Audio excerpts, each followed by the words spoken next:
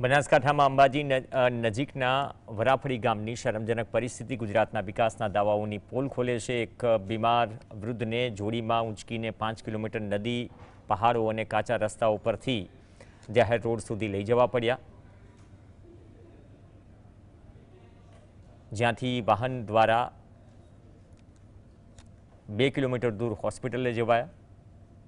આવા દ્રશ્યો ગામમાં અવારનવાર બનતા રહે છે, ખાસ કરીને જ્યારે કોઈ બીમાર હોય કે ગર્ભવતી મહિલાને સારવારની જરૂર હોય ત્યારે આ પ્રકારની સ્થિતિ સર્જાય।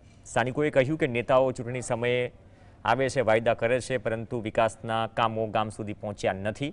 આ ઘટના ગુજરાતના વિકાસશીલ મોડલના જે ઢોલ પીટાઈ રહ્યા છે તેની સામે શરમજનક બાબત।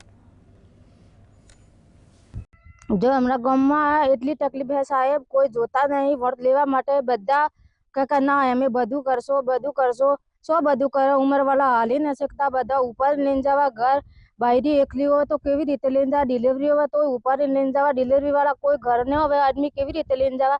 कोई रास्ता नहीं, कोई पत्थरों पर तो कोई लेने जाए, कोई दादा बीमार होवे तो कोई नहीं लઈને जाए। बायरू घर एकलू बेहतू हो तो रोडतू हो तो केवी रीते ले जा।